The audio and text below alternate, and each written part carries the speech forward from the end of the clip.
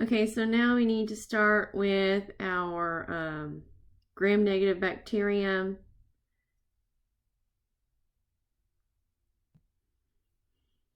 Starting with Pseudomonads, if you will.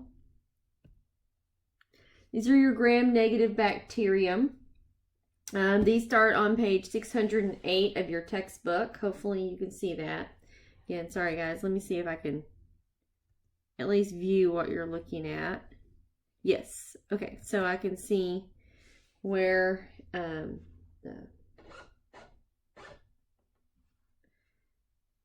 actual textbook is at.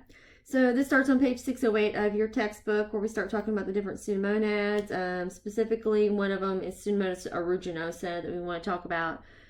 It is a gram-negative genera. Okay, so this genera is gram-negative. The rods are motile, meaning they move, and they move by a distinctive flagella. It's going to be on the end, the polar flagella. They are what we call an opportunistic pathogen. If they get in the right place at the right time, they can cause disease. They're responsible for 1 in 10 nosocomial infections. So a lot of your hospital-acquired or nosocomial infections are going to be caused by the genera Pseudomonas. They can grow almost anywhere. That's why they're so dangerous. They can grow on soap residues, cap liner adhesives, antiseptics, things of that nature. Kind of makes you want to think twice before you pick up that bar of soap or pick up that toothpaste with the cap on it, or all these other things that we may have, even antiseptics. It's kind of scary. Pseudomonas aeruginosa is our most common species of Pseudomonas, and is the causative agent of pneumonia, as well as a major cause for osteomyelitis, which we've already talked about. Burn and wound infections, it tends to get on those and cause infections there. Endocarditis, as well as UTIs, due to the locations that it's in.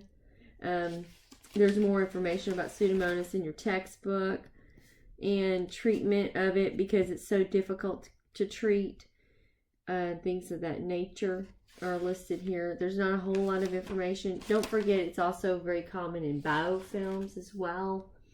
It's a very common bacterium. Talking about lungs, cystic fibrosis patients will get in there and form a biofilm. Our next one is Legionella. This is also a gram-negative bacterium. We talked about Legionnaire's disease and Pontiac fever in our diseases handout, so I'm not going to go too far in depth with this. They're very common in moist environments, such as water cooling towers, which was the situation at the Bicentennial that caused the issue with the Legionnaires. It's very common in streams and in warm water supplies in hospitals, as well as cooling towers of air conditioning systems.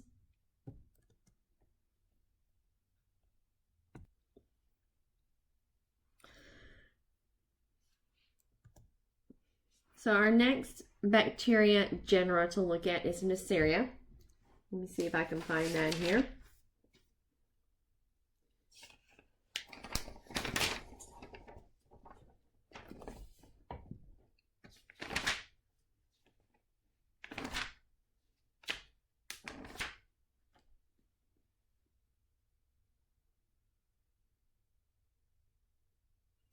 Let's see, it's in the next chapter. Let me double check. Nope, it is not. Hold on. It's the very first one in this chapter. That's what it was, because we had passed over it.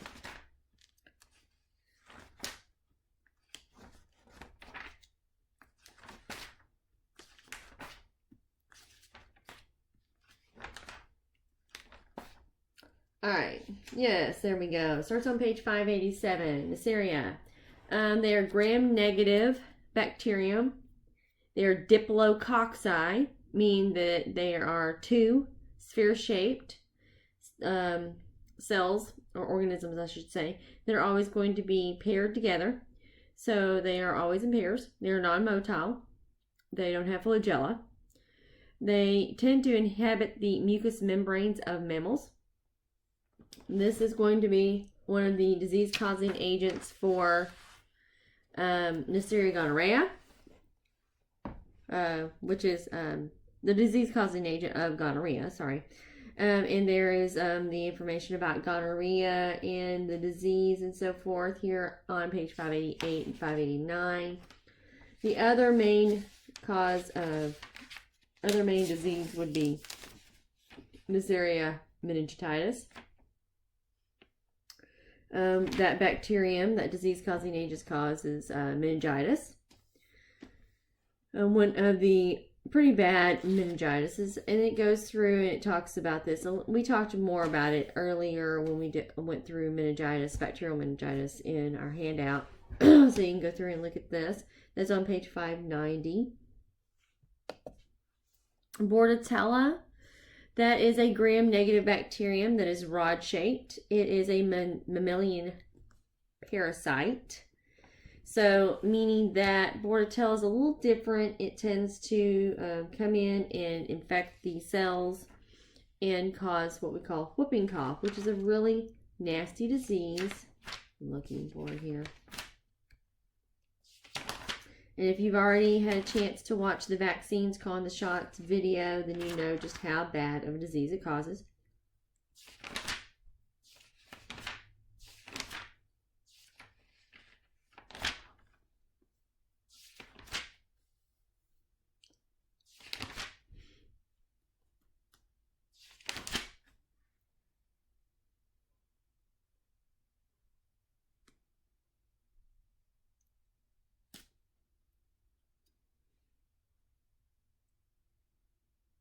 There it is.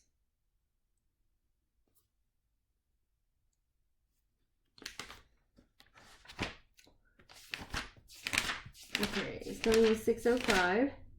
Let me go ahead and make it over there. There it is. I passed right by it. Page 606 is where 606 is where Bordetella is going to be. Bordetella pertussis is what we want to focus on. It's the major disease-causing agent for whooping cough or pertussis.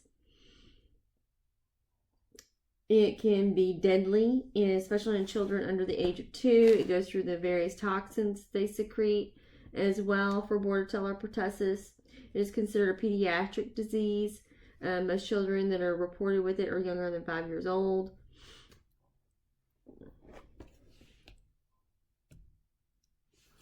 Our next one is Salmonella. It also is a gram-negative bacteria. It is a facultative anaerobe. Common cause of food poisoning. So it's typically found in foods and even in water. I'm just trying to go through here and find it right quick.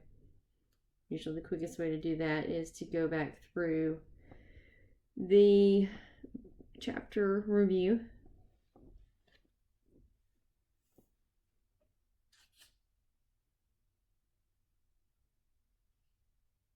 There it is. So it's in the first section.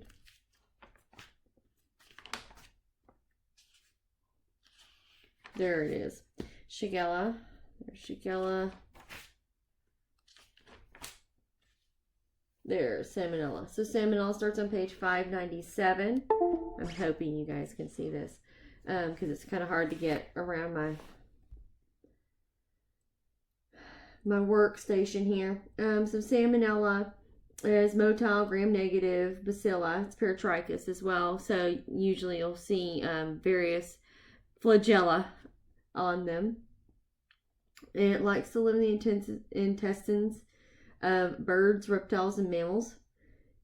So therefore it's typically easy to get, hard to get rid of, things of that nature because it's just so common. E. coli infections. And then it keeps going on page 600. Salmonella enterica, things of that nature, various different types of salmonella. Salmonella typhi, which causes typhoid fever. We already talked about typhoid fever, so I'm not really going to go back through a whole lot of it, but there's a lot of really good information here on page 600 over typhoid fever. and also talking about the gallbladder and things of that nature that may help you understand a little bit more about typhus. This is something we don't see near as common in the United States as we used to. Just hygiene and typical things of that nature have reduced the numbers of it. Our next one is Escherichia. I saw some information about, there we go, bacterial urinary tract infections. That is a very common way to get E. coli in the body because it's also very common bacterium that is in all of our intestinal tract. There we are. It starts on page 595. It's a major cause for urinary tract infections.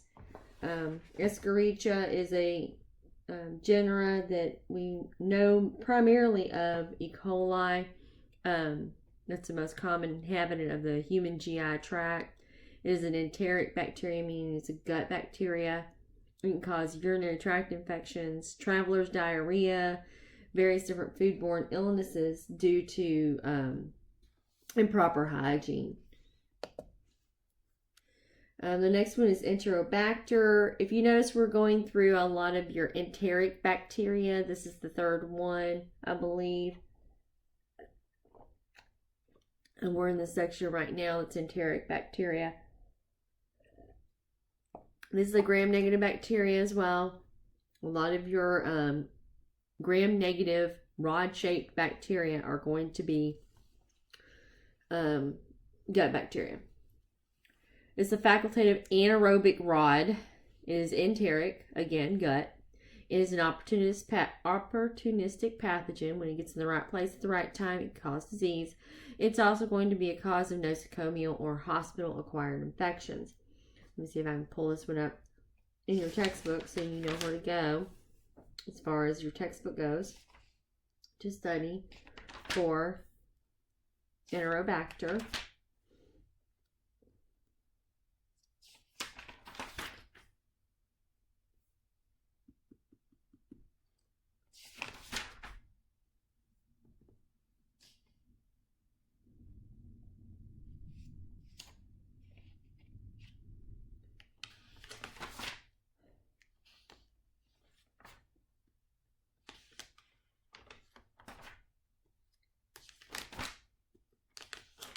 All right, there it is. Sorry, I just went right over it. Enterobacter, Haffy, and Citrobacter are all together. They're motile coliforms. There's not a whole lot of information here on them. They're found, obviously, wherever you're going to have feces or fecal material, and they can contaminate other products. So that's your Enterobacter. Next one is Serratia. Serratia is right above Enterobacter, again on page 596, same region. Serratia, the most common species in that genera would be Serratia marcescens.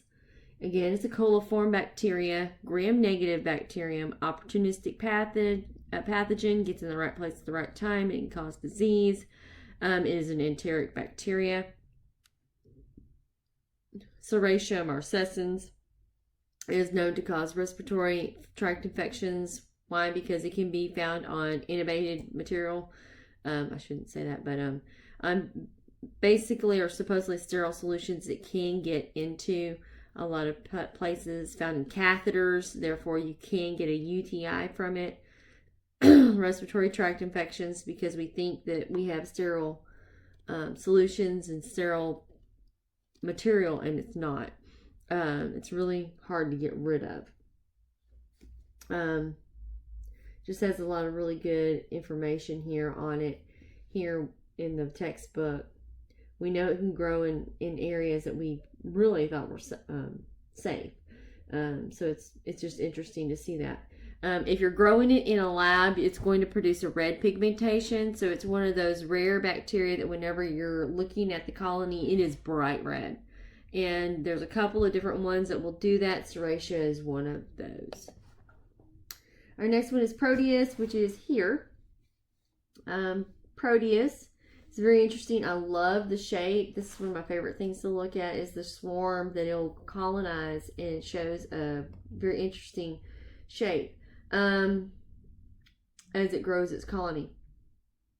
We're not real sure about a lot of the stuff it does in human infections. We do know that it's very common it's a gut bacteria as well. It's facultative anaerobe. It's an opportunistic pathogen. Gut bacteria. It grows in swarms when it colonizes. You do typically see there's Proteus mirabilis, another species. You may see it in a lot of water that is well water and things of that nature, where you have runoff from cattle and things of that nature, just because it's in their gut. Next one is Yersinia.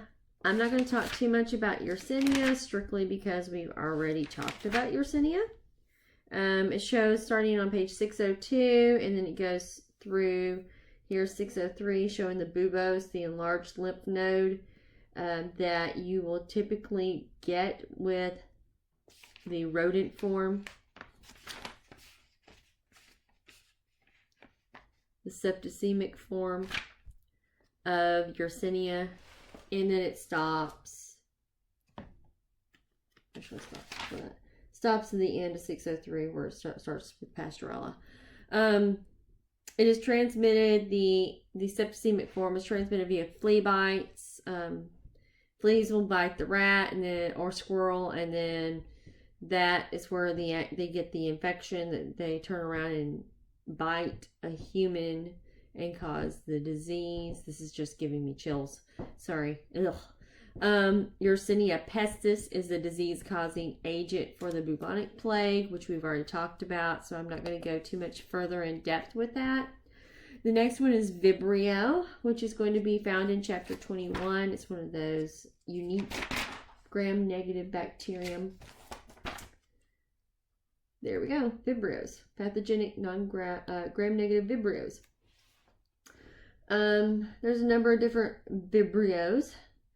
And what we wanted to mainly talk about would be Vibrio cholerae, which is the disease-causing agent for cholera.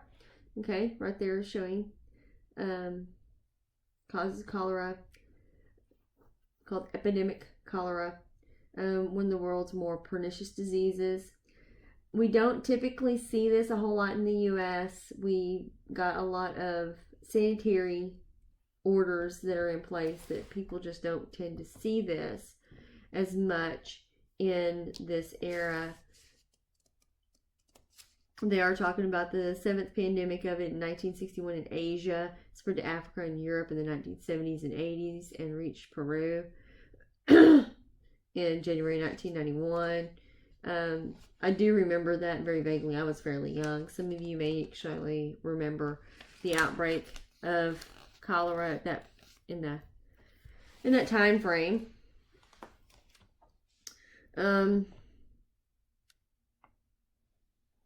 Here's your information about cholera toxins and things of that nature. It's very deadly and it's very dangerous.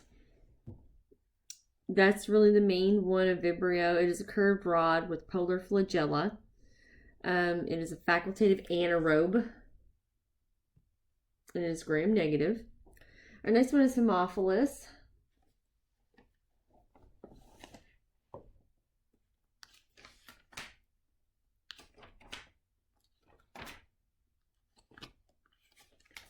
Bounce back over here because Haemophilus should be, let me just go over through this. There we are. But it's on 605.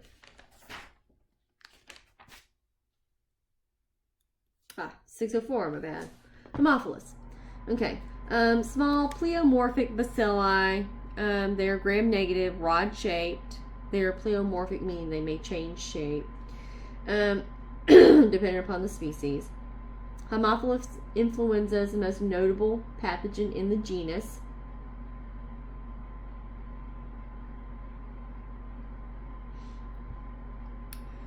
It can cause a number of different things. Bacterial meningitis. We've already talked about some of the things it can cause. Earaches, epiglottitis, septic arthritis in children. bronchitis, pneumonia, normal throat infections, things of that nature, it can be very dangerous. It's talking about some of the information there of Haemophilus influenza and the diseases it can cause. It does require blood as a nutrient, so when we grow it, we do have to use a blood agar. It tends to reside in mucous membranes of the upper respiratory tract, so regions such as the mouth, vagina, and the GI tract. It will tend to harbor in, and it likes. Next one is bacteroids. See if I can find that one right quick.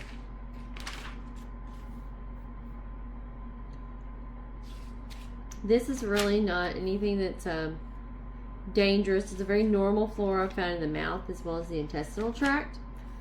So I don't think it is listed in here. I'm pretty sure it's not.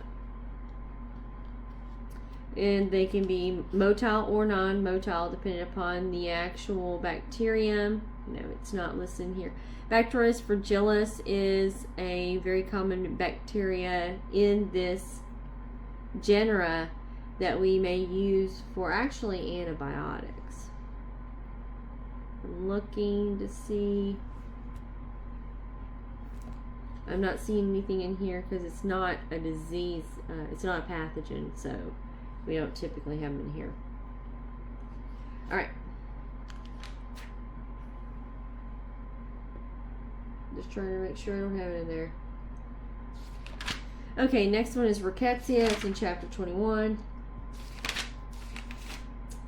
There's a number of different rickettsias. These are very small, tiny. They're obligate intracellular parasites, meaning they go into our cells, and you can see here on the PowerPoint, they actually invade the cell and cause infection. They will use an intermediate host, meaning that they need something else to get into our bodies. So they'll use lice, fleas, mites, or ticks as a carrier. And they will actually wind up biting a person, and that's how people get a number of these different diseases. Rickettsia, the most known disease for rickettsia is Rocky Mountain spotted fever, which again is not very common to this area.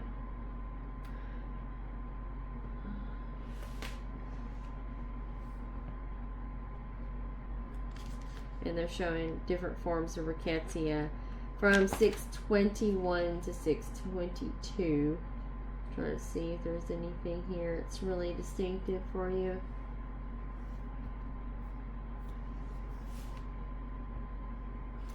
Chlamydias. That one is also in chapter 21. We pass through here. This is Rocky Mountain spotted fever, which is our most common. Rickettsia rickettsii is what's going to cause Rocky Mountain spotted fever, and this goes through the transfer of it. Is explanations. It's really good. There we go. Chlamydias. They are very small. These are also parasitic, so similar to the rickettsia, they will need to go into a cell and cause disease. They are obligate intracellular parasites. This is the source of the STD known as chlamydia. It's not clap. Gonorrhea is actually clap. So this is the smallest bacteria. So they are very, very tiny. Obligate intracellular parasite. I'm trying to see if there's anything else in here that's really distinctive.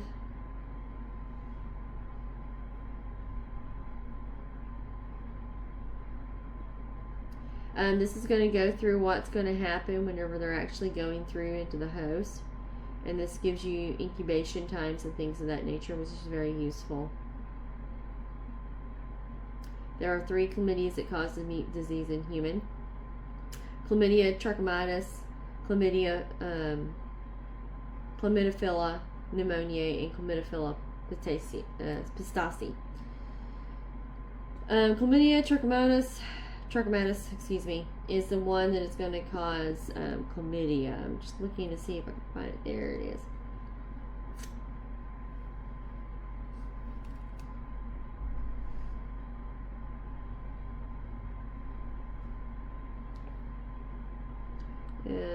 there it is. There's the transmitted sexual disease of, there we go.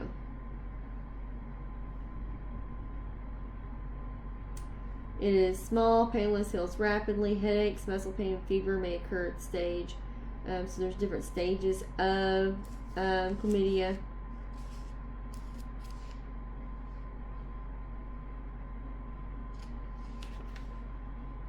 And that's showing chlamydia.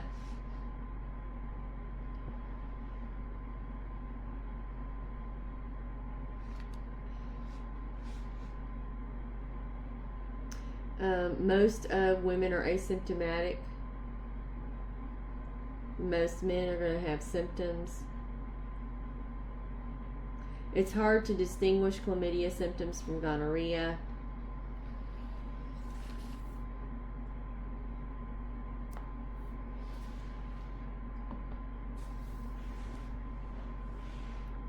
Ah, that's the end of it. Yay! I was thinking that was the end.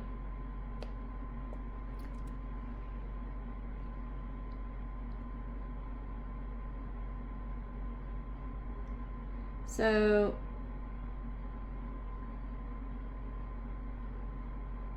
that's the end of your bacteria PowerPoint. I'm going to go ahead and